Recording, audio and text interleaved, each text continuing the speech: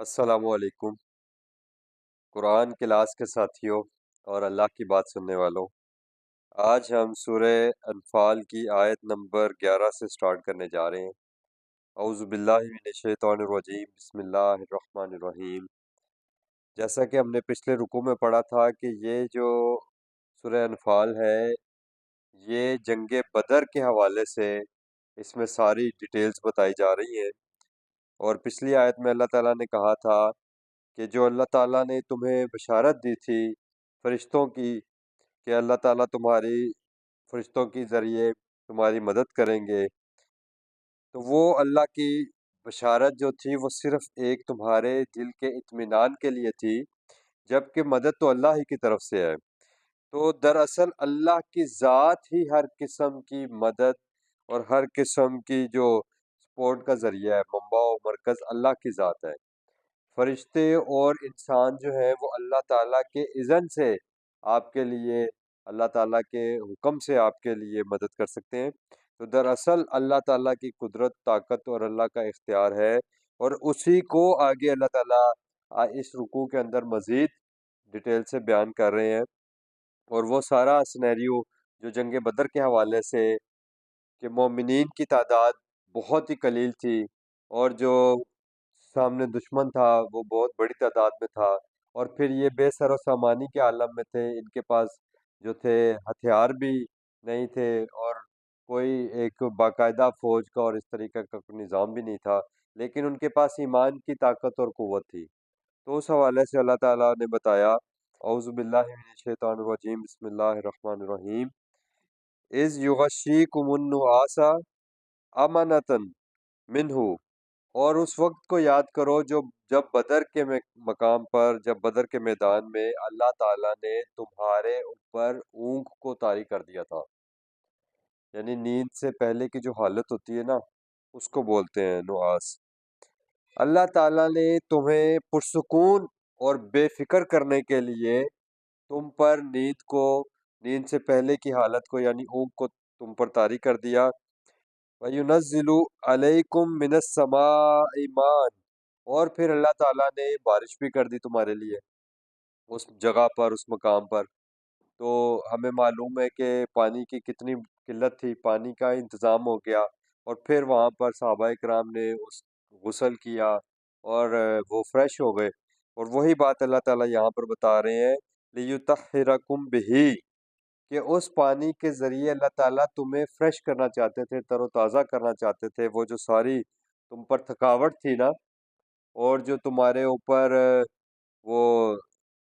جسمانی تھکاوٹ اور ایک ذہنی پریشر جو تمہارے اوپر تھا جنگ کے حوالے سے، وہ نیند اور اس بارش کے پانی سے نہانے سے تمہارے وہ سارا اللہ تعالیٰ نے تم سے وہ دور کر دیا، تر و تازہ کر دیا۔ وَيُذْهِبَ عَنْكُمْ رِجْزَ الشَّيْطَانِ، اور اللہ تعالیٰ نے تمہارے جو شیطانی وسوسے تمہارے دلوں میں ڈالے جا رہے تھے، یا جو ایسے خیالات جو تمہیں پریشان کر رہے تھے، اللہ تعالیٰ نے تمہیں ان سے نجات دی، تم سے دور کر دیا۔ وَلِيَرْبِطَ عَلَىٰ قُلُوبِكُمْ، اور اللہ تعالیٰ نے یہ سارا انتظام جو تمہیں اونگ کی شکل میں اور نیند کی شکل میں، اور یہ جو تم نے غسل کیا اور فریش ہو گئے، اور یہ سارا انتظام جو اللہ تعالیٰ نے کیا تھا، یہ اس لیے کیا تھا کہ تاکہ تمہارے دل مضبوط ہو جائیں۔ یعنی ایک ہوتا ہے نا کہ ایک مایوسی کی حالت میں انسان جا رہا ہوتا ہے، تھکاوٹ ہوتی ہے، اور خیالات ہوتے ہیں ایسے نیگیٹو تھنکنگ جن کو آپ کہتے ہیں، تو اللہ تعالیٰ نے یہ ساری آپ سے دور کر دی، اور یہ اللہ تعالیٰ اس لیے چاہتا تھا کہ تاکہ تمہارے دلوں کو مضبوط کرے۔ وَيُثَبِّتَ بِهِ الْأَقْدَامَ، اور اس سارے پروسیس کے ذریعے اللہ تعالیٰ نے تمہارے قدم بھی جما دیے، یعنی ریت پر جب بارش ہوئی تو ریت اور زیادہ جم گئی، تھم گئی، اور اللہ تعالیٰ نے تمہارے قدم بھی مضبوط کر دیے۔ اِذْ یوحی، اور اس وقت اللہ تعالیٰ نے وحی کی تھی، ربو کا آپ کے رب نے، الی الملائکتی انی معکم، جن فرشتوں کے ذریعے اللہ تعالیٰ نے صحابہ کرام کو بدر کے میدان میں نصرت کے لیے بھیجا تھا، اللہ تعالیٰ نے ان کو یہ وحی کی تھی، اللہ وہ وحی ہمیں بتا رہے ہیں، انی معکم، کہ اے میرے فرشتوں میں تمہارے ساتھ ہوں، میں تمہاری بیک پر ہوں، فثبت الذین آمنوا، بس تم ثابت قدمی پر ایمان والوں کو ابھارو، یعنی کہ ان کو تسلی دو. جب تم ان کے ساتھ ہوگے تو ان کو اس بات سے تسلی ملے گی، ان کو ثابت قدمی ملے گی کہ اب اللہ کی مکمل سپورٹ اور حمایت ہمارے ساتھ ہے. سعول کی، پھر میں کیا کروں گا، اللہ کہہ رہے ہیں میں ڈال دوں گا فی قلوب الذین کفروا، ان لوگوں کے دلوں میں جو کافر ہیں، جو میری آیات کا، میری بات کا انکار کرتے ہیں، الرعب، روب ڈال دوں گا. پس فضربو، پس فوق الاعناقی، پس ان کی گردنیں مارو، یہ جو دشمن ہے ان کی گردنیں مارو. وضربو منہم کل بنان، اور ان کی ہر مضبوط، جو انہوں نے بنان کہتے ہیں، جو انہوں نے ایک مضبوط اپنے جو بنائے ہوئے ہیں، ان کے جو جتھے تھے، ان کے ایک ایک جتھے کے اوپر، ایک ایک جوڑ کے اوپر ضرب لگاؤ. ذالک بانہم، یہ جو ان کو قتل کیا جا رہا ہے، ان کی گردنیں ماری جا رہی ہیں اور ان کے ایک ایک جوڑ کو اوپر ضرب لگائی جا رہی ہے، ان کو تتر بتر کیا جا رہا ہے، اللہ تعالیٰ کہہ رہے ہیں یہ سزا ان کو اس وجہ سے دی گئی ہے، ان انکار کرنے والوں کو. ذالک بانہم، یہ اس وجہ سے ہے، شاق اللہ، کہ انہوں نے اللہ تعالیٰ کی مخالفت کی، ورسولہ، اور اللہ کے رسول کی بھی مخالفت کی ہے. اب یہ ساری بات آپ کے سامنے آ گئی ہے کہ دراصل اللہ تعالیٰ کی سختی، اللہ کا عذاب، اللہ کا قہر اس قوم کے لیے ہے، ان لوگوں کے لیے ہے. اور ہم پیچھے بھی بڑی ڈیٹیل کے ساتھ سورہ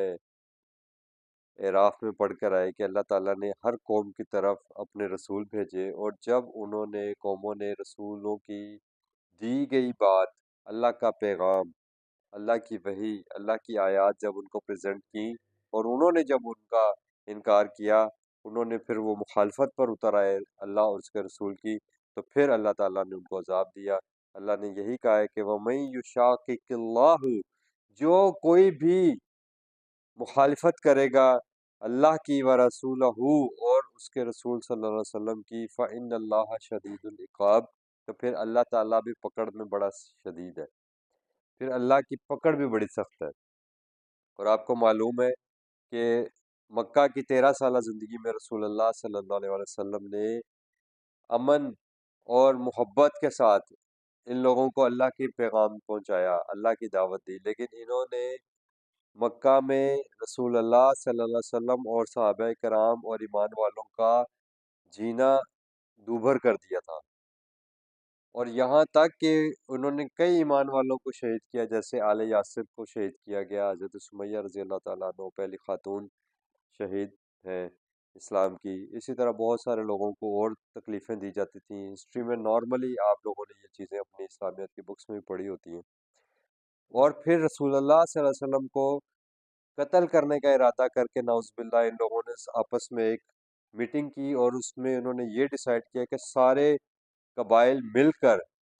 رسول اللہ صلی اللہ علیہ وسلم کو آج رات ان کو نعوذ باللہ قتل کر دیں گے. تو پھر اللہ تعالیٰ نے رسول اللہ صلی اللہ علیہ وسلم کو پھر حکم بھیجا کہ آپ اب یہاں سے ہجرت کر جائیں. تو اس وقت رسول اکرم صلی اللہ علیہ وسلم نے مکہ کو چھوڑا. اور پھر جب آپ مدینہ میں آئے تو یہ مدینہ میں پیچھا کر کے آئے ہیں، یہ وہی ہے مشرکین مکہ جو مکہ سے مدینہ تک رسول اکرم صلی اللہ علیہ وسلم کا پیچھا کر کے آئے، اور وہاں پر انہوں نے یہی الائنس بنائے تھے. یہ جو اللہ تعالیٰ نے بات کی ہے نا کہ وَاضْرِبُوا مِنْهُمْ كُلَّ بَنَانٍ، ان کے جتنے الائنسز ہیں، ان کے جتنے اتحادی ہیں، ان سب کو توڑو، ان سب کے اوپر ضرب لگاؤ ہے میرے فرشتوں. تو یہ اس وقت جب آئے تھے، یہ یہی سوچ کر آئے تھے کہ آج ہم ان پر غالب آ جائیں گے. اور جو آپ کو معلوم ہے کہ منافقین جو تھے، یہودی جو تھے مدینہ میں، جو مسلمانوں کے ساتھ رسول اکرم صلی اللہ علیہ وسلم اور صحابہ کرام کے ساتھ رہ رہے تھے، وہ خود ان میں بھی منافقین بھی لوگ تھے، اور وہ ساری بات بھی ہوئی ہے، پیچھے بھی ہوئی ہے، ابھی آگے بھی ان کا ذکر آئے گا. تو یہ سارا جو ہے سنیریو اللہ تعالیٰ نے بیان کیا ہے اس آیت صورت میں. ذالکم، یہ جو عذاب تمہیں دیا جا رہا ہے نا، فذوقوہ، بس اس کو چکھو اب. وَأَنَّ لِلْكَافِرِينَ عذاب النار، اور اللہ کا انکار کرنے والوں کے لیے تو دنیا میں تو یہ عذاب ان کو مل ہی رہا ہے، لیکن آخرت میں پھر ایک دائمی عذاب کی طرف تم لوٹنے والے ہو، یعنی آگ کا عذاب، پھر اس میں تو تم ہمیشہ رہو گے۔ یا ایھا الذین آمنو، اب ایمان والوں سے کہا جا رہا ہے، اور یہ قیامت تک کے لیے آنے والے ایمان والوں کو اللہ تعالیٰ نے یہاں پر یہ لاہ عمل اللہ تعالیٰ دے رہے ہیں کہ اذا لقیتم الذین کفروا، کہ جب کبھی بھی زحفن تمہارا آمنا سامنا ہو جائے جنگ کے میدان میں انکار کرنے والوں کے ساتھ، آج کے دور میں بھی جب ہمارا سامنا اللہ تعالیٰ کے اور رسول اکرم صلی اللہ علیہ وسلم کی نافرمانی کرنے والی قوم کے ساتھ ہو جائے میدان جنگ میں، تو اللہ تعالیٰ کیا کہہ رہے ہیں، فلا تولوہم الادبار، تو پھر ان سے پیچھے مت مڑنا، جب آمنا سامنا ہو جائے تو پھر پیٹھ پھیر کر پیچھے نہیں جانا، پھر وہیں کھڑے رہنا ہے اور وہاں کھڑے ہو کر ان کا مقابلہ کرنا ہے۔ وَمَن يُوَلِّهِمْ، اور جو شخص یومئذ، اس جنگ کے دن میں، اس دن جو منہ پھیر لے گا، دبورہ الا متحرفن، ہاں اگر اس نے یہ پیٹھ پھیری ہوگی یا وہ میدان چھوڑا ہوگا تو اس وجہ سے لقتال، کہ وہ جنگی حکمت عملی کے تحت یہ کر رہا ہے، یعنی اس حکمت عملی کو اپناتے ہوئے اس نے اگر یہ سٹیپ اٹھایا، تو اللہ تعالیٰ کہہ رہے ہیں کہ اگر وہ پلٹ کر دشمن پر حملہ کرنے کے لیے اسٹریٹجیکلی وہ اس وقت میدان چھوڑتا ہے، تو اس حوالے سے اس کے اوپر کوئی گناہ نہیں ہے۔ الا او متحیزن، یا تو وہ پھر کیا کرے، الا فئاتن، وہ اپنے جا ملنا چاہے گروہ کے ساتھ، جو پیچھے اس کا دوسرا گروہ ہے اس کے ساتھ ملنا چاہے، تو پھر اس معاملے میں یعنی جنگی حکمت عملی کے تحت تو آپ اس وقت میدان چھوڑ سکتے ہو، لیکن اگر آپ کا کفار کے ساتھ میدان جنگ میں مقابلہ ہو جائے تو آپ اس سے ہرگز پیٹھ مت پھیرنا، اور اگر کوئی پیٹھ پھیرے گا فقط باء بغضب من اللہ، تو پھر اللہ کے غضب کا وہی شکار ہو جائے گا۔ یعنی یہ بات ایمان والوں کو کہی جا رہی ہے کہ اگر تم اللہ کے اس جو اللہ کی طرف سے تم پر یہ قتال فرض کر دیا گیا ہے، اس قتال کے موقع پر اگر تم دشمن سے پیٹھ پھیرو گے تو پھر تم گر جاؤ گے اللہ کے غضب میں، وَمَأْوَاهُمْ جہنم، اور پھر تمہارا جہنم ٹھکانہ ہوگی، وَبِئْسَ الْمَصِيرُ، اور یہ جان لو کہ وہ بہت ہی بری جگہ ہے، بہت ہی برا ٹھکانہ ہے۔ اور یہ بات کیوں کی جا رہی ہے کہ دنیاوی لحاظ سے آپ وقتی طور پر جنگ سے پیٹھ پھیر سکتے ہیں، لیکن موت تو آپ کو آنی ہے، یہ ہم پیچھے بھی پڑھ کر آئے ہیں کہ اگر تم اپنے گھروں میں بھی رہتے تو موت تو تمہیں وہاں بھی آنی تھی، اور وہاں پہ بھی منافقین نے یہ کہا کہ اگر تم ہمارے ساتھ رک جاتے تو تم وہاں فلانی جگہ پر قتل نہ ہوتے۔ تو اللہ تعالیٰ نے یہ بات اس لیے کہی کہ بالآخر تمہیں موت تو آنی ہے اور تمہیں اللہ کی طرف واپس پلٹنا ہے، تو پھر وَمَأْوَاهُ جہنم، تمہارا ٹھکانہ جہنم ہوگی، وَبِئْسَ الْمَصِيرُ، اور وہ بہت برا ٹھکانہ ہے۔ فَلَمْ تَقْتُلُوهُمْ، اللہ اب کہہ رہے ہیں پس تم نے نہیں ان کو قتل کیا اس میدان جنگ میں، جن کفار کو قتل کیا گیا اللہ پاک اب بتا رہے ہیں مومنین کو، اور یہی ہمارے لیے اللہ تعالیٰ نے ڈھارس بندھائی ہے آنے والے ایمان والوں کے لیے کہ سنت رسول پر قائم رہ کر اللہ کا پیغام، اللہ کی کتاب انسانیت تک تم نے پہنچانی ہے، اور جب وہ انسانیت اس کتاب اللہ کی مخالفت پر اتر آئے اور وہ اس اللہ کی ہدایت پر اپنی زندگی نہ گزارنا چاہے اور وہ تمہاری مخالفت کرے، اور اس مخالفت کے نتیجے کے طور پر اگر تمہارے ان کے ساتھ جنگ ہوتی ہے تو اس جنگ میں اللہ تعالیٰ کی مدد، اللہ کی نصرت تمہارے ساتھ ہے۔ فَلَمْ تَقْتُلُوهُمْ، بس تم ان کو ہرگز قتل نہیں کر رہے تھے، وَلَكِنَّ اللَّهَ قَتَلَهُمْ، بلکہ اللہ خود ان کو قتل کر رہا تھا۔ وہی بات جو پیچھے آج کے ہم نے ریفرنس آیت 10 نمبر آیت پڑھی کہ یہ جو فرشتوں کی تعداد ہے کہ ہم 1000 فرشتوں سے تمہاری مدد کریں گے، یہ تو اللہ تعالیٰ نے تمہارے لیے خوشخبری گڈ نیوز کے طور پر تمہیں دی اور تمہاری ڈھارس بندھانے کے لیے دی، لیکن مدد تو اللہ ہی کی کافی ہے۔ تو اللہ تعالیٰ اس کی تشریح کر رہے ہیں کہ فلم تقتلوہم ولکن اللہ قتلہم، تم ان کو قتل نہیں کر رہے تھے بلکہ اللہ ان کو قتل کر رہا تھا۔ وما رمیتا، اور اے نبی صلی اللہ علیہ وسلم جب وہ تم نے جو رمیتا رمی کی تھی، وہ کنکریاں جو تم نے پھینکی تھی، از رمیتا، جب تم رمی کر رہے تھے، جب وہ کنکریاں تم پھینک رہے تھے دشمن کی طرف، ولیکن اللہ رما، بلکہ وہ رمی کون کر رہا تھا؟ وہ اللہ کر رہا تھا ان کے اوپر، وہ اللہ کی طرف سے تھی۔ وَلِيُبْلِيَ الْمُؤْمِنِينَ، اور اس کا مقصد کیا تھا جو تمہارا آمنا سامنا ہوا ہے کفار کے ساتھ؟ اب آپ کو بات یہاں سے ساری سمجھ میں آ جائے گی کہ دراصل معاملہ کیا ہے۔ یہ جو جنگ ہوتی ہے نا مسلم اور غیر مسلم کی، اس میں اللہ تعالیٰ ایمان والوں کو ٹیسٹ کرتے ہیں۔ دراصل کفار کا انجام تو بالکل واضح ہے، جنہوں نے اللہ کی آیات کا انکار کر دیا نا، آخرت میں ان کا انجام بالکل واضح ہے کہ وہ جہنم کی آگ میں جلیں گے۔ لیکن دوسری طرف جو لوگ ایمان کا دعویٰ کر رہے ہیں، اور اللہ نے کہا ہے قرآن میں کہ ابھی تو اللہ تعالیٰ نے معلوم ہی نہیں کیا کہ تم میں سے کون کھرا ہے اور کون کھوٹا ہے، اور اللہ نے اور مختلف جگہوں پر یہ آیات بیان کی ہیں کہ کیا تم یہی گمان کرتے ہو کہ ایسے ہی چھوڑ دیے جاؤ گے، کہ تم نے کہا کہ ہم ایمان لائے اور تم ایسے ہی چھوڑ دیے جاؤ گے؟ نہیں، بلکہ اللہ تعالیٰ تمہیں آزمائیں گے۔ اور اللہ تعالیٰ نے قرآن میں یہ بھی بتایا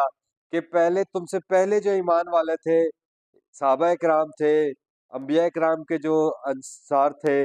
جو ان کے ساتھی تھے، وہ اس قدر آزمائے گئے کہ حتیٰ زلزلو، یہاں تک کہ وہ ہلا دیے گئے، اور انہوں نے کہا کہ متی نصر اللہ، اللہ کی مدد کب آئے گی؟ تو اللہ تعالیٰ نے کہا کہ اللہ کی مدد آیا چاہتی ہے۔ یہ جنگ، یہ معرکہ کارزار میں کیوں مبتلا کیا جاتا ہے؟ وَلِيَبْلِيَ الْمُؤْمِنِينَ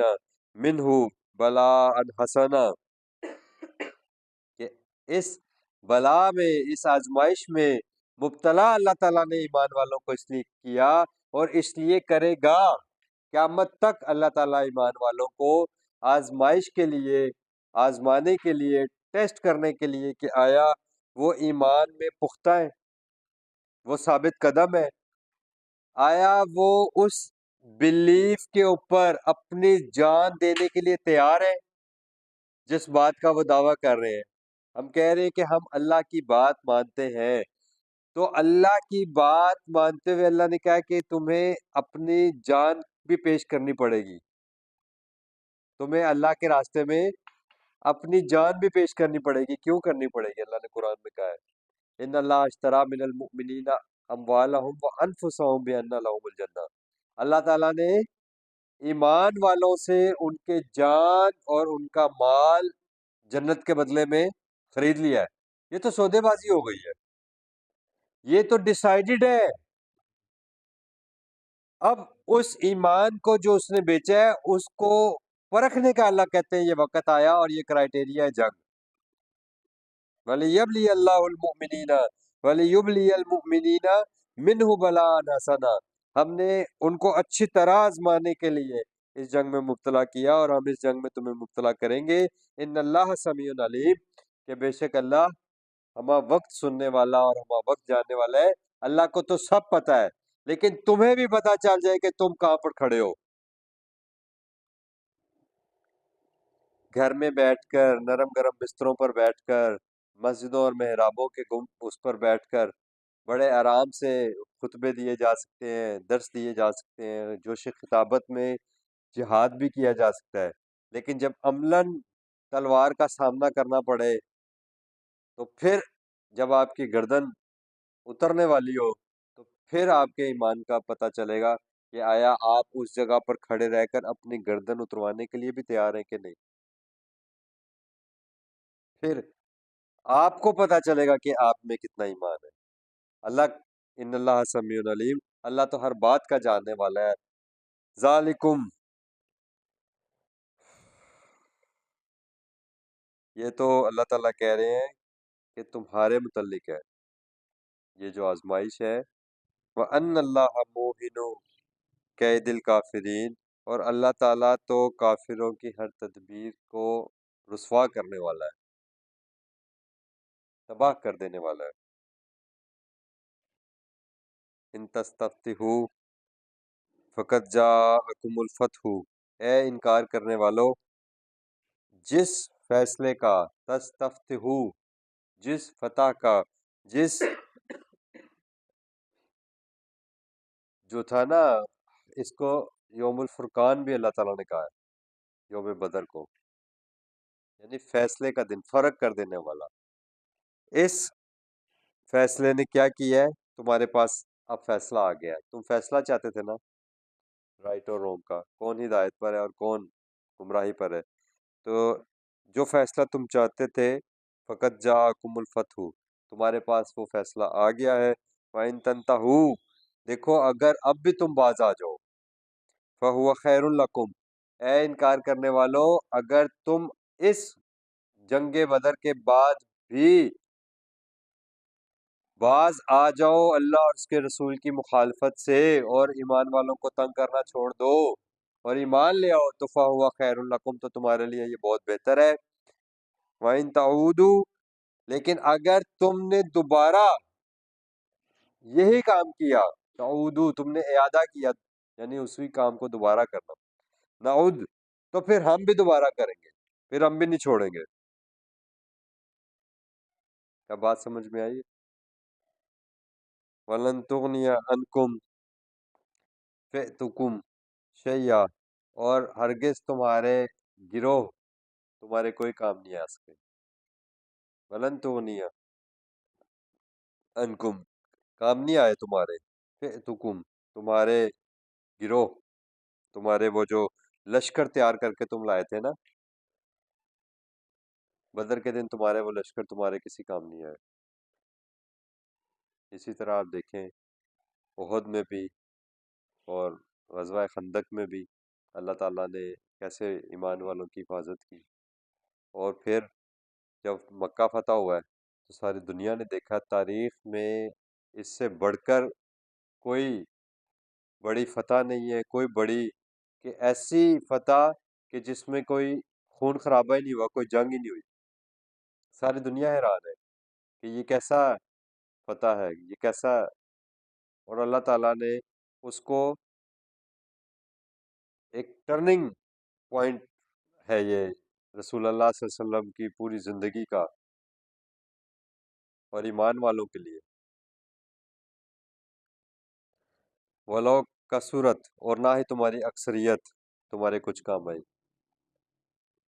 جو تم لشکر تیار کر کے لائے تھے اور اتنا بڑا جتھا تھا تمہارے ساتھ اور تم بڑی کثیر تعداد میں تھے، اس کے باوجود وہ تمہارے کسی کام نہیں آئی۔ وَأَنَّ اللَّهَ مَعَ الْمُؤْمِنِينَ، اور اے ایمان والو اللہ تمہارے ساتھ ہے، اور اے انکار کرنے والو یہ جان لو کہ بے شک اللہ ایمان والوں کے ساتھ ہے۔ یعنی جو اللہ کی بات مانتے ہیں، جو اللہ کی پیروی کر رہے ہیں، جو رسول اکرم صلی اللہ علیہ وسلم کی پیروی کر رہے ہیں، ان کی مدد اللہ کی طرف سے ہے۔ یہ قیامت تک کے لیے سٹیٹمنٹ اللہ تعالیٰ نے لاک کر دی ہے۔ وَأَنَّ اللَّهَ مَعَ الْمُؤْمِنِينَ، جو اللہ کی بات ماننے والے ہوں گے نا، اللہ پھر ان کے ساتھ ہے۔ ظاہری طور پر آج فلسطین میں، آج کشمیر میں اور مختلف جگہوں پر آپ دیکھیں تو ایمان والے کمزور اور بے بس نظر آتے ہیں، لیکن اللہ تعالیٰ ان کے ساتھ ہے۔ اور میں ہمیشہ ایک بات کہتا ہوں کہ یہ فلسطین والوں کا ٹیسٹ نہیں ہو رہا، بلکہ یہ عرب امارات والوں کا ٹیسٹ ہو رہا ہے، یہ سرزمین حجاز کا ٹیسٹ ہو رہا ہے، یہ تمام مسلم دنیا کا ٹیسٹ ہو رہا ہے اس وقت۔ تو اللہ پاک ہمیں ایمان والا بنائے، اور ایمان والوں کی جو خصوصیت اللہ تعالیٰ نے قرآن میں بیان کی ہیں، اور اللہ تعالیٰ نے قرآن میں ایک جگہ کہا ہے کہ وَمَا لَكُمْ لَا تُقَاتِلُونَ فِي سَبِيلِ اللَّهِ وَالْمُسْتَضْعَفِينَ مِنَ الرِّجَالِ وَالنِّسَاءِ وَالْوِلْدَانِ الَّذِينَ يَقُولُونَ رَبَّنَا أَخْرِجْنَا مِنْ هَٰذِهِ الْقَرْيَةِ الظَّالِمِ أَهْلُهَا وَاجْعَل لَّنَا مِن لَّدُنكَ وَلِيًّا وَاجْعَل لَّنَا مِن لَّدُنكَ نَصِيرًا، کہ اے اللہ یہ وہ لوگ ہیں جن کو کمزور پا کر دبا لیا گیا ہے، فلسطین کے لوگ جو ہیں، اور وہ اللہ سے یہ دعا کر رہے ہیں کہ اللہ، اور اللہ کہہ رہے کہ وما لکم لا تقاتلون فی سبیل اللہ، تم کیوں نہیں قتل کر رہے اللہ کے راستے میں ان کمزور عورتوں، مردوں، بوڑھوں اور بچوں کے لیے جنہیں کمزور پا کر دبا لیا گیا، اور جو اللہ سے یہ دعا کر رہے ہیں کہ اللہ ہمارے پاس اپنی طرف سے کوئی مددگار اور کوئی نصرت کرنے والا بھیج، تو اے اللہ ہمیں ان لوگوں میں شامل کر لیں، اور ہماری جتنی اسلامی سلطنتیں ہیں، کیونکہ یہ سلطنت کے حوالے سے اللہ تعالیٰ نے ذمہ داری دی ہے، یہ اس قوم کے اوپر جس کا براہ راست دشمن سے تعلق ہو، اس قوم کے اوپر تو جہاد فرض عین ہے، اور جو قومیں ہیں جیسے ہم پاکستان ہے تو ہماری اسٹیٹ کی طرف سے یہ جہاد جو ہے وہ فرض ہوگا، اور ہماری اسٹیٹ پر یہ جہاد فرض ہوتا ہے، یہ عائد ہوتی ہے، یہ ذمہ داری ہے ان کے اوپر، اور قیامت کے دن ہماری ریاست سے، ہمارے حکمرانوں سے اور تمام مسلم حکمرانوں سے اللہ تعالیٰ یہ سوال پوچھیں گے بھی، اور اس کے لیے وہ جواب دے بھی ہوں گے، اور یہاں پر آج جب وہ مظلومین کا ساتھ نہیں دے رہے تو قیامت کے دن اس کی سزا بھی بھگتیں گے۔ اللہ تعالیٰ ہمیں اپنے عذاب سے اور اپنی اس ساری ناراضگی سے محفوظ رکھے۔ ربنا آمنا بما انزلتا واتبعنا الرسول فاکتبنا مع الشاہدین، اے اللہ ہم ایمان لائے اس قرآن پر جو آپ نے ہماری طرف نازل کیا، واتبعنا الرسول اور ہم نے اتباع ہم نے رسول صلی اللہ علیہ وسلم کیا، فاکتبنا مع الشاہدین، اور اے اللہ ہمیں اس قرآن کو انسانیت تک لے جانے والوں کی گواہی دینے والوں میں شامل کر لیجئے، آمین یا رب العالمین۔